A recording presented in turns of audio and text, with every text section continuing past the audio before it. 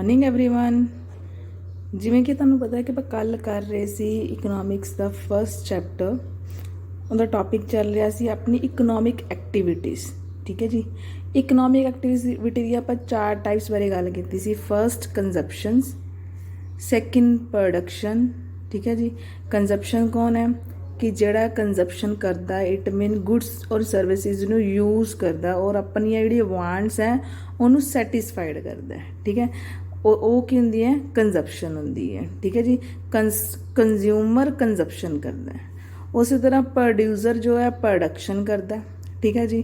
ਮਤਲਬ ਕਿ goods and services ਨੂੰ ਕ੍ਰੀਏਟ ਕਰਦਾ।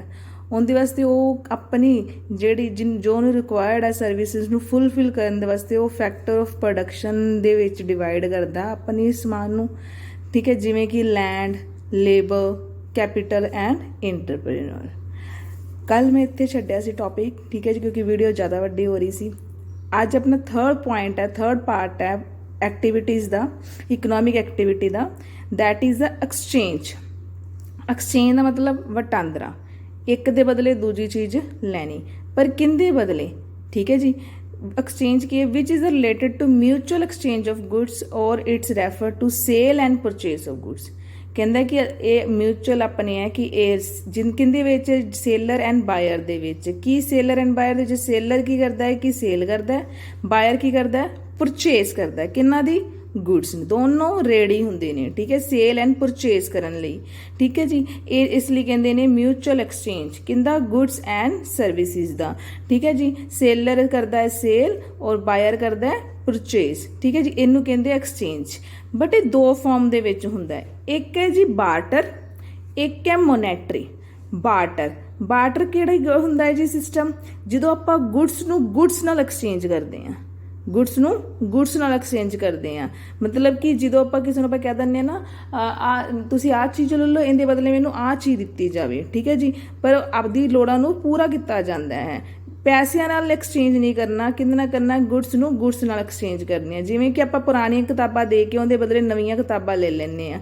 ਠੀਕ ਹੈ ਜੀ। ਪਰ ਪੈਸੇ ਦੀ ਜੀ ਫਾਰਮ ਨਹੀਂ ਲੈਣੀ। ਠੀਕ ਹੈ। Next is monetary. ਜਦੋਂ ਅਸੀਂ ਗੁੱਡਸ ਜਾਂ ਸਰਵਿਸਿਜ਼ ਤਾਂ ਲੈਂਦੇ ਹਾਂ ਪਰ ਉਹਦੇ ਬਦਲੇ ਪੈਸੇ ਦਿੰਦੇ ਹਾਂ, ਐਕਸਚੇਂਜ ਕਰਦੇ ਹਾਂ। ਗੁੱਡਸ ਐਂਡ ਸਰਵਿਸਿਜ਼ ਨੂੰ ਪੈਸੇ ਨਾਲ ਐਕਸਚੇਂਜ ਕਰਦੇ ਹਾਂ। ਦੈਟ ਇਜ਼ ਫਾਰਮ ਆਫ ਮੋਨੈਟਰੀ, ਮੁਦਰਾ। ਠੀਕ ਹੈ ਜੀ। ਬਾਰਟਰ ਤੇ ਮੋਨੈਟਰੀ ਦੀ ਜਿਹੜੀ ਫਾਰਮ ਹੈ ਇਹਦੇ ਵਿੱਚ ਅਸੀਂ ਐਕਸਚੇਂਜ ਕਰਦੇ ਹਾਂ ਗੁੱਡਸ ਐਂਡ ਸਰਵਿਸਿਜ਼ ਨੂੰ। ਸੀ ਵਟਾਂਦਰਾ ਇੱਕ ਅਜਿਹੀ ਕਿਰਿਆ ਹੈ ਜਿਸ ਰਾਹੀਂ ਜੋ ਵਿਕੀ ਵਸਤੂ ਦੇ ਆਪਸੀ ਵਟਾਂਦਰੇ ਨਾਲ ਸੰਬੰਧਿਤ ਹੈ, ਚਾਹੇ ਉਹ ਬਾਰਟਰ ਜਾਂ ਮੁਦਰਾ ਦੇ ਵਸਤੂਆਂ ਦੀ ਵਿਕਰੀ ਅਤੇ ਖਰੀਦ ਨਾਲ ਸੰਬੰਧਿਤ ਹੋਵੇ। ਚਾਹੇ ਉਹ ਬਾਰਟਰ ਤਰੀਕੇ ਨਾਲ ਹੋਵੇ, ਚਾਹੇ ਮੁਦਰਾ ਦੇ ਤਰੀਕੇ ਨਾਲ ਹੋਵੇ, ਪਰ ਵਸਤੂਆਂ ਦੀ ਜਿਹੜੀ ਅਸੀਂ ਵਿਕਰੀ ਤੇ ਖਰੀਦ ਕਰਦੇ ਹਾਂ, ਸੇਲ ਤੇ ਪਰਚੇਸ ਕਰਦੇ ਹਾਂ, ਉਹਦੇ ਨਾਲ ਰਿਲੇਟਡ ਹੈ। ਉਹਨੂੰ ਕਹਿੰਦੇ ਆ ਵਟਾਂਦਰਾ। ਠੀਕ ਹੈ ਜੀ। ਇਹ ਇੱਕ ਦੂਜੇ ਦੇ ਵਟਾਂਦਰੇ ਨਾਲ ਸੰਬੰਧਿਤ ਕਰਦੀ ਹੈ, ਵਸਤੂਆਂ ਦੇ ਵਟਾਂਦਰੇ ਨਾਲ ਸੰਬੰਧਿਤ ਕਰਦੀਆਂ ਨੇ। ਨੈਕਸਟ ਫੋਰਥ ਪੁਆਇੰਟ ਹੈ ਡਿਸਟਰੀਬਿਊਸ਼ਨ। ਡਿਸਟਰੀਬਿਊਸ਼ਨ ਦਾ ਪੰਜਾਬੀ 'ਚ ਮਤਲਬ ਹੈ ਵੰਡ। ਵੰਡ ਕੀ ਹੈ ਕਿ ਡਿਵਾਈਡ ਕਰਨਾ। ਡਿਵਾਈਡ ਕਰਨਾ ਕਿੰਨਾਂ ਨੂੰ ਡਿਵਾਈਡ ਕਰਨਾ ਹੈ? ਹੁਣ ਦੇਖੋ ਜਦੋਂ ਵੀ ਤੁਸੀਂ ਇਕਨੋਮਿਕ ਐਕਟੀਵਿਟੀ ਕਰ ਰਹੇ ਹੋ ਕਿੰਨਾ ਵਾਸਤੇ ਕਰ ਰਹੇ ਹੋ? ਕੰਜ਼ੰਪਸ਼ਨ ਗੁੱਡਸ ਖਰੀਦ ਰਿਹਾ। ਠੀਕ ਹੈ ਜੀ। ਪ੍ਰੋਡਕਸ਼ਨ ਜਿਹੜਾ ਪ੍ਰੋਡਕਸ਼ਨ ਕਰ ਰਿਹਾ ਹੈ, ਗੁੱਡਸ ਐਂਡ ਸਰਵਿਸਿਜ਼। ਠੀਕ ਹੈ। ਐਕਸਚੇਂਜ ਕੀਤਾ ਜਾਂਦਾ ਹੈ ਗੁੱਡਸ ਨੂੰ ਪੈਸਿਆਂ ਨਾਲ। ਠੀਕ ਹੈ ਜੀ। ਪੈਸਿਆਂ ਨੂੰ ਗੁੱਡਸ ਦੇ ਨਾਲ ਜਾਂ ਫਿਰ ਚੀਜ਼ਾਂ ਨੂੰ ਗੁੱਡਸ ਦੇ ਨਾਲ, ਹੈ ਨਾ, ਇੱਦਾਂ ਐਕਸਚੇਂਜ ਕੀਤਾ ਜਾ ਰਿਹਾ। ਔਰ ਲਾਸਟ ਦੇ ਵਿੱਚ ਸਾਡੇ ਕੋਲ ਇੱਕ ਫਾਰਮ ਆਉਂਦੀ ਹੈ। ਉਹ ਸਾਰੀ ਫਾਰਮ ਕੀ ਹੈ? ਇੱਕ ਮਨੀ ਦੇ ਰੂਪ ਦੇ ਵਿੱਚ ਆਉਂਦੀ ਹੈ, ਜਿੰਦੇ ਵਿੱਚ ਆਪਾਂ ਇਹ ਸਾਰਾ ਕੁਝ ਕਰਦੇ ਹਾਂ। ਠੀਕ ਹੈ ਜੀ। ਪਹਿਲਾਂ ਅਸੀਂ ਉਹਨੂੰ ਚਲਾਉਣ ਵਾਸਤੇ ਫੈਕਟਰ ਆਫ ਪੇਮੈਂਟ ਦੇ ਹਿੱਸੇ ਲਏ ਸੀ। ਫੈਕਟਰ ਆਫ पेमेंट ਦੇ ਹਿੱਸੇ ਲਿੱਤੇ ਸੀ। ਅਸੀਂ ਲਿੱਤੇ ਸੀ लैंड, लेबर, कैपिटल। यहाँ पर लिखे हैं land, labour, capital and entrepreneurial. ठीक है जी। ये वाले 4 हिस्से हमने लिए थे फैक्टर ऑफ प्रोडक्शन में। ਜਦੋਂ ਸਾਡੇ ਕੋਲ ਪੈਸੇ ਆ ਜਾਂਦੇ ਨੇ, ਠੀਕ ਹੈ, ਅਸੀਂ ਉਹਨਾਂ ਨੂੰ ਕੀ ਕਰਦੇ ਹਾਂ? ਡਿਸਟਰੀਬਿਊਟ ਕਰਦੇ ਹਾਂ। ਹੁਣ ਸਾਰਾ ਦਾ ਸਾਰਾ ਪੈਸਾ ਸਾਰਾ ਬਿਜ਼ਨਸਮੈਨ ਕੋਲ ਤਾਂ ਜਾਏਗਾ ਨਹੀਂ, ਸਾਰੀ ਪ੍ਰੋਡਕਸ਼ਨ ਕੋਲ ਤਾਂ ਜਾਏਗਾ ਨਹੀਂ, ਪਰ ਉਹ ਡਿਸਟਰੀਬਿਊਟ ਹੋ ਜਾਏਗਾ, ਵੰਡਿਆ ਜਾਏਗਾ। ਔਰ ਉਸ ਤਰ੍ਹਾਂ ਸਾਰੀ ਇਕੋਨਮੀ ਸਾਡੀ ਵਰਕ ਕਰੇਗੀ, ਕੰਮ ਕਰੇਗੀ, ਸਾਈਕਲ ਚੱਲੇਗਾ ਸਾਡੀ ਇਕੋਨਮੀ ਦਾ। ਕਿਸ ਤਰ੍ਹਾਂ? ਦੇਖੋ, ਜੇ ਅਸੀਂ ਲੈਂਡ ਹਾਇਰ ਕਰਦੇ ਹਾਂ ਉਹਦੇ ਬਦਲੇ ਸਾਨੂੰ ਕੀ ਦੇਣਾ ਪੈਂਦਾ ਹੈ? ਰੈਂਟ। ਠੀਕ ਹੈ ਜੀ। ਲੇਬਰ ਅਸੀਂ ਹਾਇਰ ਕਰਦੇ ਹਾਂ ਉਹਦੇ ਬਦਲੇ ਸਾਨੂੰ ਵੇਜਿਸ, ਉਹਨਾਂ ਦੀ ਲਗਾਨ ਬਣਦਾ, ਹੈ ਨਾ, ਉਹ ਮਜ਼ਦੂਰੀ ਜਾਂ ਫਿਰ ਸੈਲਰੀਜ਼ ਦੇਣੀਆਂ ਪੈਂਦੀਆਂ। कैपिटल के बदले सानू इंटरस्ट देना पैंदा, जिन्नी भी असीं कैपिटल लगाई है, ठीक है, उनके बदले जो भी उनकी चार्जिस बनते हैं सानू वो देने पैंदे ने। ਨੈਕਸਟ ਇਜ਼ ਇੰਟਰਪ੍ਰੀਨਿਓਰ, ਐਂਡ ਜਿਹੜਾ ਲਾਸਟ ਬਚਦਾ ਹੈ ਬਿਜ਼ਨਸਮੈਨ, ਜਿਹੜਾ ਉਹਦਾ ਹਿੱਸਾ ਬਚਿਆ ਉਹ ਹਿੱਸਾ ਹੁੰਦਾ ਕੀ ਹੈ, ਸਭ ਨੂੰ ਡਿਵਾਈਡ ਕਰਨ ਤੋਂ ਬਾਅਦ ਡਿਸਟ੍ਰੀਬਿਊਟ, ਲੈਂਡ ਨੂੰ ਵੀ ਡਿਵਾਈਡ ਕਰਤਾ, ਲੇਬਰ ਨੂੰ ਵੀ ਡਿਵਾਈਡ ਕਰਤਾ, ਕੈਪੀਟਲ ਨੂੰ ਵੀ ਡਿਵਾਈਡ ਕਰਤਾ। ਠੀਕ ਹੈ ਜੀ, ਕੈਪੀਟਲ ਵਿੱਚ ਤੁਹਾਨੂੰ ਦੱਸਿਆ ਜੀ ਸਟਾਕ, ਰੋ ਮਟੀਰੀਅਲ ਜਾਂ ਕਾਫੀ ਸਾਰੇ ਪਲਾਂਟ, ਮਸ਼ੀਨਰੀ, ਸਾਰੇ ਹਿੱਸੇ ਨੇ ਉਹਨਾਂ ਦਾ ਜੋ ਵੀ ਬੰਦਾ ਹੈ ਹਿੱਸਾ ਉਹ ਉਹਨਾਂ ਨੂੰ ਮਿਲ ਜਾਂਦਾ ਕਿ ਜਿੰਨਾ ਖਰਚਾ ਆਇਆ ਹੁੰਦਾ। ਠੀਕ ਹੈ ਜੀ, ਲਾਸਟ ਆਪਣੇ ਕੋਲ ਬਚਦਾ ਇੰਟਰਪ੍ਰੀਨਿਓਰ, ਜਿਹੜਾ ਇਹਨਾਂ ਸਾਰਿਆਂ ਨੂੰ ਡਿਵਾਈਡ ਕਰ ਦਿੱਤਾ ਜਾਂਦਾ। ਉਸ ਤੋਂ ਬਾਅਦ ਜੋ ਹਿੱਸਾ ਬਚਦਾ ਉਹ ਕਿਹਦੇ ਵਿੱਚ ਚਲਾ ਜਾਂਦਾ, ਪ੍ਰੋਫਿਟਸ ਵਿੱਚ। ਉਹ ਪ੍ਰੋਫਿਟ ਕਿਹਨੂੰ ਅਰਨ ਹੁੰਦਾ, ਇੰਟਰਪ੍ਰੀਨਿਓਰ ਨੂੰ। ਠੀਕ ਹੈ ਜੀ, ਬਿਜ਼ਨਸਮੈਨ ਨੂੰ, ਉਦਮੀ ਨੂੰ ਹਿੱਸਾ ਸਾਰਾ ਮਿਲ ਜਾਂਦਾ ਹੈ। ਠੀਕ ਹੈ ਜੀ, ਇਸ ਵਿੱਚ ਕਹਿੰਦਾ ਕੁੱਲ ਉਤਪਾਦਾਂ ਨੂੰ ਉਤਪਾਦਨ ਦੇ ਕਾਰਕ ਕਿਹੜੇ ਨੇ, ਫੈਕਟਰ ਆਫ ਪ੍ਰੋਡਕਸ਼ਨ ਵਿੱਚ ਵੰਡਦੀ ਹੈ। ਜਿਵੇਂ ਕਿ ਜ਼ਮੀਨ ਨੂੰ ਕੀ ਮਿਲਦੀਆਂ, ਉਸ ਦੀਆਂ ਸੇਵਾਵਾਂ, ਮਤਲਬ ਕਿ ਰੈਂਟ, ਸੇਵਾਵਾਂ ਕਿਹੜੀਆਂ, ਰੈਂਟ, ਕਿਰਾਏ ਪ੍ਰਦਾਨ ਕਰਦੀ ਹੈ। ਮਜ਼ਦੂਰ ਨੂੰ ਉਸਦੇ ਕੰਮ ਬਦਲੇ ਦਿਹਾੜੀ, ਠੀਕ ਹੈ, ਵੇਜਿਸ। ਪੂੰਜੀ ਤੇ ਕੀ ਮਿਲਦੀ ਹੈ, ਵਿਆਜ ਪ੍ਰਾਪਤ ਕਰਦੀ ਹੈ। ਤੇ ਉਦਮੀ ਨੂੰ ਕੀ ਮਿਲਦੇ ਹੈ, ਲਾਭ। ਠੀਕ ਹੈ ਜੀ, ਇਸੇ ਤਰ੍ਹਾਂ ਇਹ ਕੀ ਹੈ ਕਿ ਆਪਣੇ 4 ਟਾਈਪਸ ਨੇ ਇਕਨੋਮਿਕ ਐਕਟੀਵਿਟੀਜ਼ ਦੇ। ਆਪਣਾ ਨੈਕਸਟ ਲੈਕਚਰ ਹੈ ਕਿ ਡੈਫੀਨੇਸ਼ਨ ਆਫ ਇਕਨੋਮਿਕਸ, ਉੱਥੇ ਆਪਣਾ ਉਹ ਟੌਪਿਕ ਖਤਮ ਹੋ ਜਾਂਦਾ ਹੈ। ਠੀਕ ਹੈ, ਇਸ ਤੋਂ ਬਾਅਦ ਆਪਣਾ ਨੈਕਸਟ ਟੌਪਿਕ ਚੱਲਦਾ ਹੈ ਕਿ ਡੈਫੀਨੇਸ਼ਨ ਆਫ ਇਕਨੋਮਿਕਸ ਕੀ ਹੈ, ਮਤਲਬ ਕਿ ਅਰਥ ਸ਼ਾਸਤਰ ਦੀਆਂ ਪਰਿਭਾਸ਼ਾ ਕੀ ਹੈ। ਹੁਣ ਦੇਖੋ ਕਾਫੀ ਸਾਰੇ ਇਕਨੋਮਿਕਸਟ ਸੀ, ਠੀਕ ਹੈ ਜੀ, ਜਿਨ੍ਹਾਂ ਨੇ ਅਰਥ ਸ਼ਾਸਤਰ ਦੀਆਂ ਬਹੁਤ ਸਾਰੀਆਂ ਪਰਿਭਾਸ਼ਾ ਦਿੱਤੀਆਂ। ਠੀਕ ਹੈ ਜੀ, ਜੇ ਮੰਨ ਲਓ ਜਿਵੇਂ ਕਿਹਾ ਜਾਂਦਾ ਹੈ, ਇੱਕ ਪੁਰਾਣੀ ਕਹਾਵਤ ਹੈ ਕਿ ਜਿੱਥੇ ਵੀ ਕੋਈ 6 ਲੋਕ ਇਕੱਠੇ ਹੋ ਜਾਂਦੇ ਨੇ ਉੱਥੇ 7 ਸੁਝਾਅ ਬਣ ਜਾਂਦੇ ਨੇ। ਉਸੇ ਤਰ੍ਹਾਂ ਇੱਥੇ ਕਿਹਾ ਗਿਆ ਕਿ ਵੈਨ ਐਵਰ 6 ਇਕਨੋਮਿਕਸ, 6 ਅਰਥਸ਼ਾਸਤਰੀ ਇਕੱਠੇ ਹੋਏ ਤੇ 7 ਓਪੀਨੀਅਨ ਬਣ ਗਏ, 7 ਸੁਝਾਅ ਬਣ ਗਏ।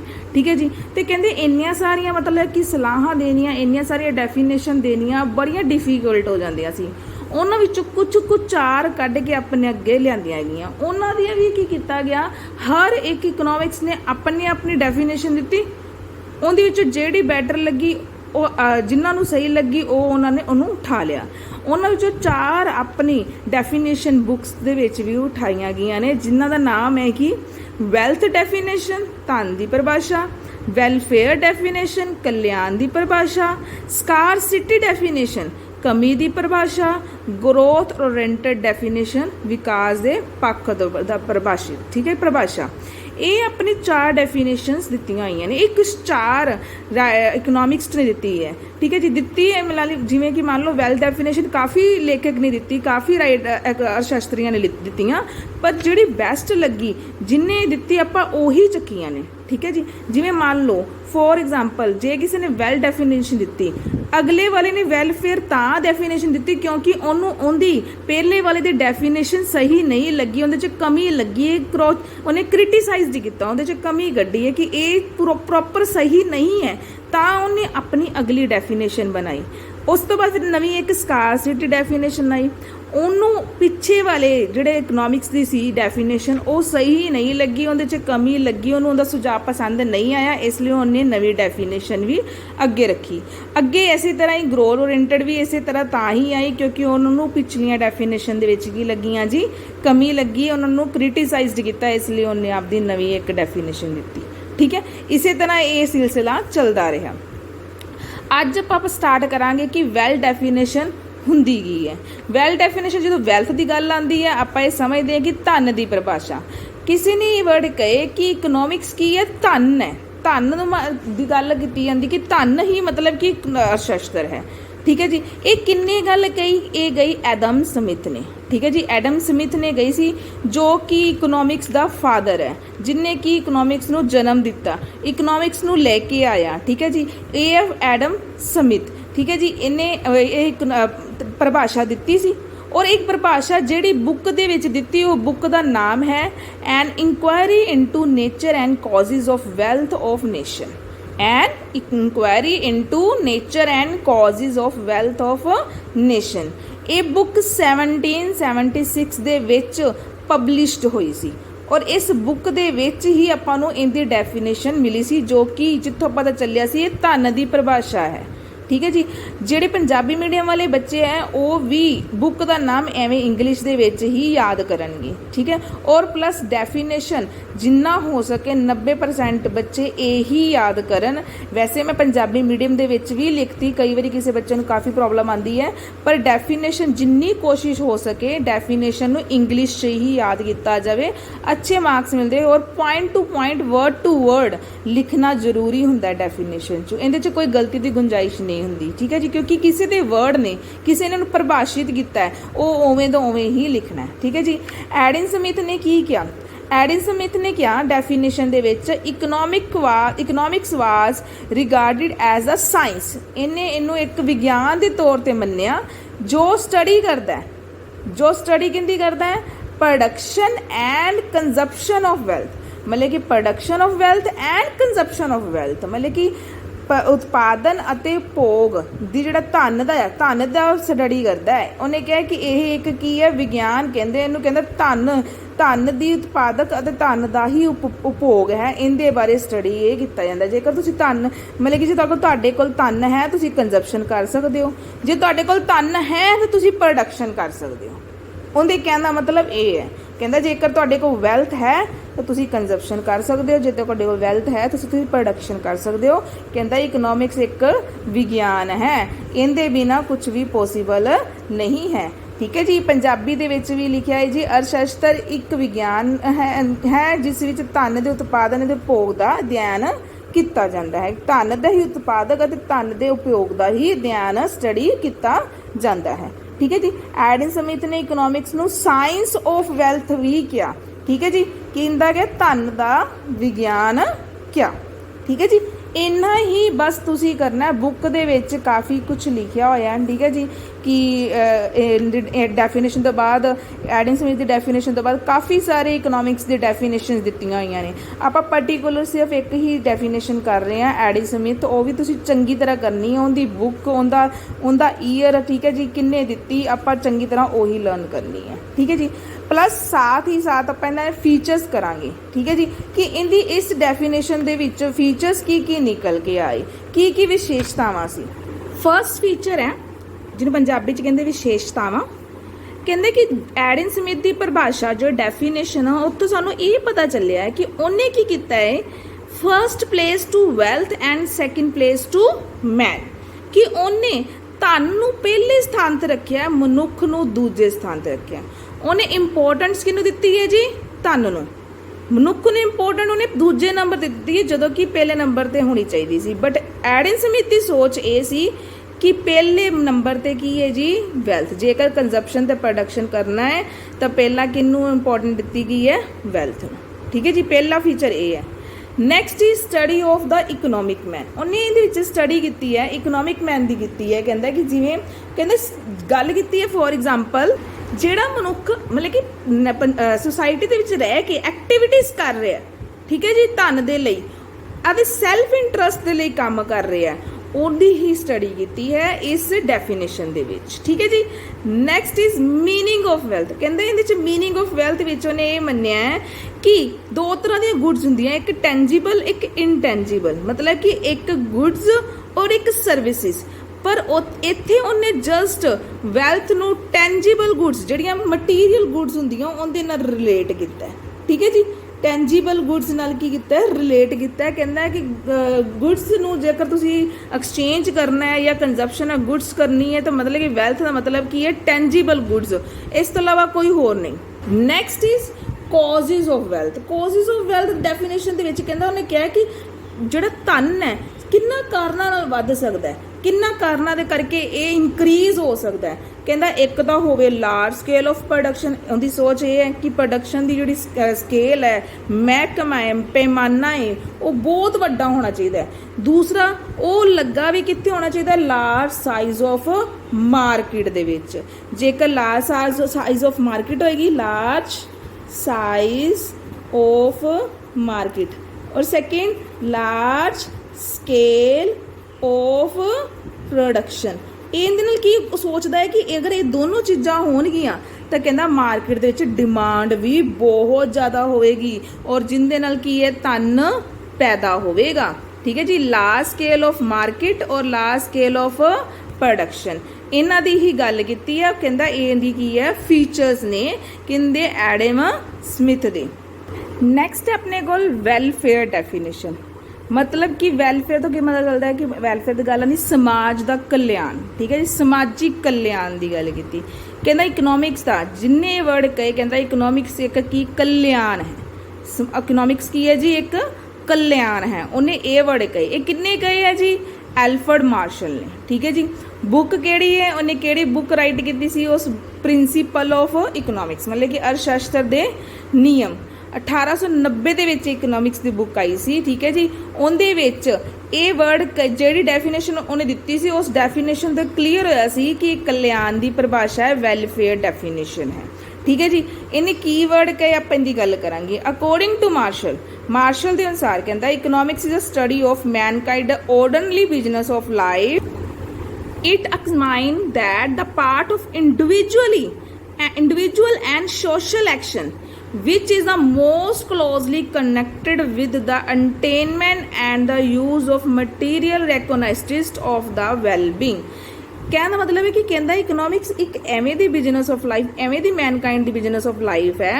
कहता कि इस तरह डील करता है कि जिहदे नाल जिहड़े कि लोग इंडिविजुअली चाहे होण, ठीक है, चाहे सोशली वो एक्शन ले रहे, कोई काम कर रहे, एक्टिविटी कर रहे, मोस्टली कनैक्टेड है किंदे नाल कि उन्होंने वध तो वध की मिले, उन्होंने यूज़ करके उन्होंने उस भौतिक चीज़ों तो वध की मिले, विकास कर सकन, जो कि समाज दे नाल जुड़ियां ने, बहुत नज़दीकी तौर पर जुड़ियां ने।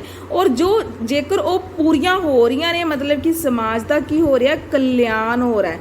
कहना समाजिक जिहड़े काम ने उन्हां दा समाजिक कामां दा ध्यान करती है, स्टडी करती है, जो विकास दे नाल ही जुड़े हुए ने, मतलब कि मनुख नूं विकास प्रदान करती है। मनुख के नाल नाल सोशल एक्शन भी कर रही है और मनुख नाल नाल की कर रही है, विकास कर रही है। और ये सारे जिहड़े भी एक्शन ने वो पूरे दे पूरे लोकां नूं या मतलब कि लोग इंडिविजुअली की भी प्रदान करना है जी, विकास प्रदान करना है, ठीक है जी। That part of individual and social action which is the most closely connected with the attain and use of material tangible recognized of the well-being। अर्थशास्त्र मानव की व्यापारिक जिंदगी का ध्यान है, व्यापार मतलब बिजनेस ऑफ लाइफ। ये मानव के उस तत्व ते समाजिक कामां का ध्यान करता, मतलब मनुख मैनकाइंड इंडिविजुअली उन्होंने पार्ट्स का कहता समाजिक तौर पर ध्यान करता जो कि उन्होंने किंदे वास्ते है, विकास वास्ते है, ठीक है, ताकि उन्होंने की हो सकन, अटेनमेंट की मिल सके, उन्होंने उद्देश्य पूरे हो सकन, ठीक है जी। इहदे विच एक होर असीं डेफिनेशन ऐड की है, दैट इज़ अकॉर्डिंग टू पेंसन दे अकॉर्डिंग। कहता है कि इकनॉमिक्स की है science of the material welfare, ठीक है जी। मटीरियल पदार्थ ਉਹ मतलब कि गुड्स ਜਿਹੜੀਆਂ कि ਜਿਹੜੇ कि समाज ਨੂੰ ਕੀ ਦਿੰਦੀਆਂ ਨੇ, कल्याण ਦਿੰਦੀਆਂ ਨੇ, ਉਹਦਾ ਇਹਨੇ ਕੀ ਕਿਹਾ, ਵਿਗਿਆਨ ਹੈ, ठीक है जी। ਉਹਨਾਂ ਦੀ ਖੋਜ ਕਰਦਾ, क्लीयर समझ लगी। फीचर्स की गल की जाए, नैचुरली हमेशा ये होंगे कि डेफिनेशन के विचों ही फीचर्स निकल के आते हैं। जिवें कि पहला देखो स्टडी ऑफ मैन, इत्थे उन्हें देखो मनुख नूं अगे रखिया, क्योंकि कल्याण किंदा कर रहा है, मनुख का कर रहा है, तो मनुख नूं की रखिया फर्स्ट प्रायोरिटी रखिया, सैकेंड प्रायोरिटी तो उन्हें वैल्थ नूं रखिया, पैसे नूं पीछे रखिया, वैल्थ नूं पीछे रखिया, फर्स्ट प्रायोरिटी तो किनूं रखिया है जी, मैन नूं रखिया। इस तरह जेकर उन्हें मैन नूं अगे रखिया है, इट मीन वो की कर रहा है, ह्यूमन वेलफेयर सोशल एक्शनस ਜਿਹੜੇ समाज ਦੇ ਵਿੱਚ रह रहे हैं ਉਹਨਾਂ ਦੇ प्रति ਉਹੀ एक्शन कर रहे हैं जिंदे नाल ਉਹਨਾਂ ਨੂੰ ਕੀ ਹੈ, ਉਹਨਾਂ ਦਾ विकास हो सके, ठीक है जी। तो मतलब अगर विकास हो रहा, स्ट्रैस किंदे उत्ते दित्ती ਉਹਨੇ, सोशल वेलफेयर ते ह्यूमन वेलफेयर ते, ठीक है जी। Next study of orderly business of life, वो बिजनेस ऑफ लाइफ मतलब कि व्यापारिक जिंदगी की गल कर रहे हैं जिंदे नाल वध तो वध की हो सके, कल्याण हो सके। पैसा दूजे नंबर ते, पहले नंबर ते मनुख, ठीक है। इस तरह व्यापारिक जीवन करना है, आम व्यापारिक जीवन करना है जिन्ना विकास हो सके समाजिक, ठीक है जी। और इत्थे फिर गल की कि सोशल मैन की गल की, जिहड़े समाज दे विच रहिंदे ने, ना कि समाज तो बाहर, उन्हां लोकां दा कल्याण करना है जिहड़े समाज दे विच रहिंदे ने। नैक्सट है अपने कोल definition third, scarcity. Scarcity definition मतलब कि कमी। फर्स्ट ऑफ ऑल स्कारस मतलब कमी होंदा है, ठीक है। जो किसी चीज़ की अपने कोल घाटा होवे, कमी होवे, पूरी मतलब जिन्ना अपन चाहिए उन्ना नहीं होंदा, ਉਹ ਆਪਣੇ ਕੋਲ ਅਗਰ ਇਕਨੋਮਿਕਸ ਦੀ ਭਾਸ਼ਾ 'ਚ ਦੇਖਿਆ ਜਾਵੇ ਦੈਟ ਇਜ਼ ਓਨਲੀ ਆ ਵੈਲਥ, ਠੀਕ ਹੈ ਜੀ, ਕਮੀ। ਔਰ ਇਹ ਕਿਹੜੀ ਵੈਲਥ, ਮਤਲਬ ਕਿ ਉਹ ਵਾਲੀ ਵੈਲਥ ਜਿਹਦੇ ਨਾਲ ਸਾਡੀਆਂ ਸਾਰੀਆਂ ਵਾਂਟਸ ਕੀ ਹੋਣੀਆਂ ਨੇ, ਪੂਰੀਆਂ ਹੋਣੀਆਂ ਨੇ, ਠੀਕ ਹੈ ਜੀ। ਇਹ ਕਿੰਨੀ ਦਿੱਤੀ ਸੀ, ਇਹ ਦਿੱਤੀ ਸੀ ਲਾਇਲ ਐਂਡ ਰੌਬਿਨਸ ਨੇ, ਠੀਕ ਹੈ ਜੀ। ਔਰ ਉਹਦੀ ਬੁੱਕ ਦਾ ਨਾਮ ਸੀ, ਜਿਹੜੀ ਬੁੱਕ ਦੇ ਵਿੱਚ ਇਹਦਾ ਇਹ ਡੈਫੀਨੇਸ਼ਨ ਦਿੱਤੀ ਸੀ, ਦੈਟ ਇਜ਼ ਐਨ ਐਸੇ on nature and significance of economics science, ਠੀਕ ਹੈ ਜੀ। ਇਹ 1932 ਦੇ ਵਿੱਚ ਬੁੱਕ ਆਈ ਸੀ, ਠੀਕ ਹੈ ਜੀ। ਔਰ ਇਹਦੀ ਡੈਫੀਨੇਸ਼ਨ ਕੀ ਹੈ, according to Robbins economics is a science, ਹਰ ਕਿਸੇ ਨੇ ਕਿਹਾ ਹੈ ਕਿ economics is a science which study human behaviour. ਇੱਥੇ ਵੀ ਹਿਊਮਨ ਬਿਹੇਵੀਅਰ ਬਾਰੇ ਪੜ੍ਹ ਰਹੇ ਹੋ, ਉਹ ਵਾਲੀ ਹਿਊਮਨ ਬਿਹੇਵੀਅਰ ਜਿਹੜੇ ਕਿ ਐਫਰਟਸ ਲਗਾਉਂਦੇ ਨੇ ਆਪਣੀ ਵਾਂਟਸ ਨੂੰ ਫਿਲਫਿਲ ਕਰਨ ਦੇ ਲਈ, ਆਪਣੀ ਵਾਂਟਸ ਨੂੰ ਫਿਲਫਿਲ ਕਰਨ ਦੇ ਲਈ। ਕਿਹੜੀਆਂ ਵਾਂਟਸ, ਅਨਲਿਮਟਿਡ, ਪਰ ਉਹਨਾਂ ਦੀ ਰਿਸੋਰਸਿਸ ਕੀ ਨੇ, ਜਿਹੜੇ ਰਿਸੋਰਸਿਸ ਨਾਲ ਉਹਨਾਂ ਨੇ ਉਹਨਾਂ ਨੂੰ ਪੂਰਾ ਕਰਨੀ ਹੈ, that is a limited, that is a limited. ਆਪਾਂ ਪਿੱਛੇ ਕੀਤਾ ਸੀ ਨਾ ਹਿਊਮਨ ਬਿਹੇਵੀਅਰ, ਉਹ ਵਾਲਾ ਹਿਊਮਨ ਬਿਹੇਵੀਅਰ ਜਿਹੜਾ ਐਫਰਟਸ ਲਗਾਉਂਦਾ ਹੈ ਆਪਣੀਆਂ ਵਾਂਟਸ ਨੂੰ ਫੁੱਲਫਿਲ ਕਰਨ ਲਈ, ਵੱਧ ਤੋਂ ਵੱਧ ਸੈਟਿਸਫਾਈਡ ਕਰਨ ਦੇ ਲਈ, ਠੀਕ ਹੈ ਜੀ। ਐਜ਼ ਅ ਰਿਲੇਸ਼ਨਸ਼ਿਪ, ਕਿਹੜਾ ਰਿਲੇਸ਼ਨਸ਼ਿਪ, ਐਂਡਸ ਐਂਡ ਸਕਾਰਸ। ਮੈਂ ਹੁਣੇ ਦੱਸਿਆ ਨਾ, ਅਨਲਿਮਟਿਡ ਵਾਂਟਸ ਜਿਨ੍ਹਾਂ ਦਾ ਐਂਡਸ ਕਦੇ ਨਹੀਂ ਹੁੰਦਾ, ਔਰ ਜਿਨ੍ਹਾਂ ਨੂੰ ਪੂਰਾ ਕਰਨ ਦੇ ਲਈ ਜਿਹੜੇ ਰਿਸੋਰਸਿਸ ਨੇ ਉਹਨਾਂ ਦੀ ਕੀ ਹੈ ਜੀ, ਕਮੀ ਹੈ, ਲਿਮਟਿਡ ਨੇ, ਠੀਕ ਹੈ ਜੀ। ਔਰ ਉਹਨਾਂ ਦੇ ਜਿਹੜੇ ਯੂਜ਼ਿਸ ਨੇ ਉਹ ਕੀ ਨੇ, ਅਲਟਰਨੇਟਿਵ ਨੇ। ਅਲਟਰਨੇਟਿਵ ਦਾ ਮਤਲਬ ਜਿਨ੍ਹਾਂ ਨੂੰ ਆਪਾਂ ਅਲੱਗ ਜਗ੍ਹਾ 'ਤੇ ਵਰਤਣਾ ਹੈ। ਫੋਰ ਐਗਜ਼ਾਮਪਲ, ਪੈਸਾ ਇਹ ਆਪਣੇ ਕੋਲ ਆ ਜਾਂਦਾ ਹੈ, ਪਰ ਅਸੀਂ ਉਹ ਸਾਰਾ ਪੈਸਾ, ਅਗਰ ਤੁਸੀਂ AC ਲਿਆਣਾ ਹੈ, ਤੁਸੀਂ ਮਹੀਨੇ ਦਾ 40,000 ਰੁਪਇਆ ਲੈ ਕੇ ਆ ਰਹੇ ਹੋ, ਉਹ 40,000 ਦਾ AC ਤਾਂ ਜ਼ਰੂਰ ਆ ਜਾਏਗਾ, ਪਰ ਉਹ 40,000 ਨੂੰ ਤੁਸੀਂ ਮਹੀਨੇ ਦੇ ਵਿੱਚ ਅਲਟਰਨੇਟਿਵ ਯੂਜ਼ਸ ਦੇ ਵਿੱਚ ਵਰਤਣਾ ਹੈ। ਫੋਰ ਐਗਜ਼ਾਮਪਲ, ਪਾਪਾ ਪੈਸੇ ਕਮਾ ਕੇ ਲੈ ਕੇ ਆਏ ਹੈ, ਤਾਂ ਉਹ 40,000 ਦੇ ਵਿੱਚ ਘਰ ਦੇ ਵਿੱਚ ਕਿਚਨ ਦੇ ਵਿੱਚ ਵੀ ਯੂਜ਼ ਹੋਏਗਾ, ਬੱਚਿਆਂ ਦੀ ਫੀਸ ਵੀ ਯੂਜ਼ ਹੋਗਾ, ਬੱਚੇ ਦੀ ਟਿਊਸ਼ਨ ਫੀਸ ਲਈ ਵੀ ਯੂਜ਼ ਹੋਏਗਾ, ਕੱਪੜਿਆਂ ਦੇ ਲਈ ਵੀ ਯੂਜ਼ ਹੋਏਗਾ, ਠੀਕ ਹੈ ਜੀ, ਤੁਹਾਡੀਆਂ ਖਵਾਇਸ਼ਾਂ ਦੇ ਲਈ ਵੀ ਯੂਜ਼ ਹੋਏਗਾ, ਬਿਜਲੀ ਦੇ ਬਿੱਲ ਲਈ ਵੀ, ਤੇ ਰੈਂਟ ਦੇ ਲਈ ਵੀ ਕਾਫੀ ਸਾਰੇ ਯੂਜ਼ਸ ਨੇ, that is called alternative uses, ਠੀਕ ਹੈ ਜੀ। ਉਸ ਵਿੱਚ ਕਿਹਾ ਗਿਆ ਕਿ ਇਹੀ ਗੱਲ ਹੈ ਕਿ ਕਹਿੰਦਾ ਜਿਹੜਾ ਰਿਲੇਸ਼ਨਸ਼ਿਪ ਕਹਿੰਦਾ ਐਂਡਸ ਹੈ, ਐਂਡਸ ਮਤਲਬ ਕਿ ਜਿਹੜੇ ਆਪਣੀਆਂ ਵਾਂਟਸ ਹੈ ਕਦੇ ਐਂਡਸ ਨਹੀਂ ਹੁੰਦੀਆਂ, ਔਰ ਉਹਨਾਂ ਨੂੰ ਪੂਰਾ ਕਰਨ ਦੇ ਜਿਹੜੇ ਸਕਾਰਸ ਨੇ ਉਹ ਲਿਮਟਿਡ ਨੇ, ਠੀਕ ਹੈ ਜੀ, ਅਨਲਿਮਟਿਡ ਐਂਡ ਲਿਮਟਿਡ। ਔਰ ਉਹਨਾਂ ਦੇ ਜਿਹੜੇ ਯੂਜ਼ਸ ਉਹ ਕੀ ਨੇ, ਅਲਟਰਨੇਟਿਵ। ਰੌਬਿਨਸ ਦੇ ਅਨੁਸਾਰ ਅਰਥਸ਼ਾਸਤਰਿਕ ਵਿਗਿਆਨ ਹੈ ਜਿਸ ਵਿੱਚ ਮਾਨਵੀ ਵਿਵਹਾਰ, ਕਿਹੜਾ ਮਾਨਵੀ ਵਿਵਹਾਰ, ਜਿਹੜਾ ਕਿ ਪੂਰਾ ਕੋਸ਼ਿਸ਼ ਕਰਦਾ ਹੈ ਵੱਧ ਤੋਂ ਵੱਧ ਸੈਟਿਸਫੈਕਸ਼ਨ ਲੈਣ ਦੇ ਲਈ। ਉਹਨਾਂ ਦਾ ਉਦੇਸ਼ ਕੀ ਹੈ ਜੀ, ਕਮੀ ਅਤੇ ਮਾਪਨ, ਠੀਕ ਹੈ ਜੀ, ਦੇ ਵਿਕਲਪਾਂ ਦੇ ਵਿੱਚ ਹੈ ਜੀ, ਠੀਕ ਹੈ ਜੀ। ਫੀਚਰਸ ਕੀ ਨੇ, ਅਨਲਿਮਟਿਡ ਵਾਂਟਸ, ਮੈਂ ਹੁਣੇ ਦੱਸ ਚੁੱਕੀ ਹਾਂ ਜੀ ਕਿ ਜਿਹੜੇ ਮਨੁੱਖ ਦੀਆਂ ਵਾਂਟਸ ਹੈ, ਲੋੜਾਂ ਹੈ, ਅਨਲਿਮਟਿਡ ਨੇ, ਇੱਕ ਪੂਰੀ ਹੁੰਦੀ ਹੈ ਦੂਜੀ ਨਾਲ ਉਹਦੇ ਨਾਲ ਖੜੀ ਹੋ ਜਾਂਦੀ ਹੈ, ਇਸ ਲਈ ਇਹ ਜਿਹੜੀਆਂ ਵਾਂਟਸ ਨੇ ਕਦੇ ਐਂਡਸ ਨਹੀਂ ਹੁੰਦੀਆਂ। ਹਿਊਮਨ ਐਂਡਸ ਹੋ ਜਾਂਦੇ ਨੇ, ਲਾਈਫ ਐਂਡਸ ਹੋ ਜਾਂਦੀ ਹੈ, ਬਟ ਵਾਂਟਸ ਕਦੇ ਵੀ ਐਂਡਸ ਨਹੀਂ ਹੁੰਦੀਆਂ। ਔਰ ਉਹਨਾਂ ਨੂੰ ਜਿਹੜੇ ਪੂਰੇ ਕਰਨ ਵਾਲੇ ਨੇ, ਮੀਨਸ ਨੇ, ਸਾਧਨ ਨੇ, ਉਹ ਕੀ ਨੇ, ਲਿਮਟਿਡ ਹੈ, ਉਹ ਲਿਮਟਿਡ ਹੈ, ਉਹ ਪੂਰੇ। ਇੱਕ ਅਗਰ ਵਾਂਟਸ ਪੂਰੀ ਹੋ ਵੀ ਜਾਂਦੀ ਹੈ, ਪਰ ਉਹ ਨਾਲੋਂ ਦੇ ਨਾਲ ਅਗਲੀ ਸਟਾਰਟ ਜਦੋਂ ਹੋਣ ਦੇ ਕਾਰਨ ਜਾਂ ਫਿਰ ਕੋਈ ਹੋਰ ਪ੍ਰੋਬਲਮ, ਅਗਰ ਮੰਨ ਲਓ ਅਸੀਂ ਇੱਕ ਡਿਮਾਂਡ ਨੂੰ ਪੂਰਾ ਕਰਨ ਲਈ ਪੇਰੈਂਟਸ ਦੇ ਪੈਸੇ ਜੋੜ ਵੀ ਲਏ, ਪਰ ਅਨਫੋਰਚੂਨੇਟਲੀ ਕੋਈ ਹੋਰ ਪ੍ਰੋਬਲਮ ਕ੍ਰੀਏਟ ਹੋ ਗਈ, ਮਿਸ ਹੈਪਨਿੰਗ ਹੋ ਗਈ, ਉਹ ਸਾਰਾ ਪੈਸਾ ਉਹ ਕਿਸੇ ਹੋਰ ਪਾਸੇ ਲੱਗ ਜਾਂਦਾ ਹੈ। ਜਿਹੜੇ ਵਾਂਟਸ ਨੇ ਉਹ ਅਨਲਿਮਟਿਡ ਹੈ, ਪਰ ਉਹਨਾਂ ਨੂੰ ਪੂਰਾ ਕਰਨ ਵਾਸਤੇ ਮੀਨਸ ਜੋ ਨੇ ਲਿਮਟਿਡ ਨੇ, ਜਿੰਦੇ ਕਰਕੇ ਆਪਣੇ ਅੱਗੇ ਪ੍ਰੋਬਲਮ ਯੂਜ਼ ਸਟਾਰਟ ਹੁੰਦੀ ਹੈ, ਪ੍ਰੋਬਲਮ ਆਫ ਚੋਇਸ। ਸਾਨੂੰ ਫਿਰ ਚੋਇਸ ਕਰਨੀ ਪੈਂਦੀ ਹੈ, ਕਿਉਂਕਿ ਉਸ ਪੈਸੇ ਦੇ, ਉਸ ਚੀਜ਼, ਉਸ ਸੋਰਸਿਸ ਦੇ ਜਿਹੜੇ ਯੂਜ਼ਸ ਹੈ ਉਹ ਅਲਟਰਨੇਟਿਵ ਹੈ। ਲਿਮਟਿਡ ਮੀਨਸ ਦੇ ਜਿਹੜੇ ਯੂਜ਼ਸ ਉਹ ਕੀ ਹੈ, ਅਲਟਰਨੇਟਿਵ ਹੈ, ਅਲਟਰਨੇਟਿਵ ਵਿਕਲਪ, ਜਿਨ੍ਹਾਂ ਦੀ ਅਲੱਗ ਜਗ੍ਹਾ 'ਤੇ ਉਹਨੂੰ ਯੂਜ਼ ਕਰਨਾ ਹੈ। ਇਸ ਲਈ ਉਹਨਾਂ ਦੀ ਅੱਗੇ ਕਿਹੜੀ ਪ੍ਰੋਬਲਮ ਸ਼ੁਰੂ ਆ ਜਾਂਦੀ ਹੈ, ਰਾਈਜ਼ ਕਿਹੜੀ ਹੋ ਜਾਂਦੀ ਹੈ, ਪ੍ਰੋਬਲਮ ਆਫ ਚੋਇਸ। ਫਿਰ ਉਹਨਾਂ ਨੂੰ ਚੋਇਸ ਕਰਨੀ ਪੈਂਦੀ ਕਿ ਪੈਸਾ AC 'ਤੇ ਲਗਾਇਆ ਜਾਵੇ, ਇਹਦੀ ਡਿਮਾਂਡ ਪੂਰੀ ਕੀਤੀ ਹੈ ਕਿ ਗਰਮੀ ਬਹੁਤ ਹੈ, ਜਾਂ ਫਿਰ ਐਸਾ ਰੋਟੀ ਕੱਪੜਾ ਔਰ ਮਕਾਨ 'ਤੇ ਹੀ ਪੈਸਾ ਲਗਾਇਆ ਜਾ ਸਕੇ, ਠੀਕ ਹੈ ਜੀ। ਉਹ ਚੋਇਸ ਦੀ ਪ੍ਰੋਬਲਮ ਅੱਗੇ ਆ ਜਾਂਦੀ ਹੈ। ਕਲੀਅਰ। ਫੀਚਰਸ ਕੀ ਨੇ, again unlimited wants, means are limited, alternative use of limited means and problem of choice। ਅੱਜ ਦੇ ਲਈ ਆਪਾਂ ਇੰਨਾ ਹੀ ਕਰਾਂਗੇ। ਇੱਕ ਡੈਫੀਨੇਸ਼ਨ ਹੈਗੀ ਗਰੋਥ ਓਰੀਐਂਟਡ, ਉਹ ਆਪਾਂ ਕੱਲ੍ਹ ਦੇ ਲੈਕਚਰ ਦੇ ਵਿੱਚ ਕਰਾਂਗੇ। ਆਈ ਹੋਪ ਅੱਜ ਤੱਕ ਦਾ ਤੁਹਾਨੂੰ ਟੌਪਿਕ ਸਮਝ ਆ ਗਿਆ ਹੋਵੇ, ਔਰ ਇੱਕ ਵਾਰੀ ਇਹਨੂੰ ਜ਼ਰੂਰ ਰਿਵਾਈਜ਼ ਕਰਨਾ ਹੈ। ਠੀਕ ਹੈ ਜੀ। ਔਰ ਨੈਕਸਟ ਜਿਨ੍ਹਾਂ ਦੀ ਕਾਪੀ 'ਤੇ ਇਹਨਾਂ ਨੂੰ ਉਤਾਰਿਆ ਹੋਇਆ ਕਲਾਸਰੂਮ ਦੇ ਵਿੱਚ ਜਦੋਂ ਕਲਾਸ ਦੇ ਵਿੱਚ ਟੌਪਿਕ ਹੋਏ ਸੀ ਉਹ ਦੁਬਾਰਾ ਨਾ ਲਿਖਣ, ਜਿਨ੍ਹਾਂ ਨੇ ਨਹੀਂ ਲਿਖਿਆ ਉਹ ਇਹ ਟੌਪਿਕਸ ਨੂੰ ਦੁਬਾਰਾ ਜ਼ਰੂਰ ਲਿਖਣ। ਠੀਕ ਹੈ ਜੀ। ਥੈਂਕ ਯੂ ਐਂਡ ਹੈਵ ਐ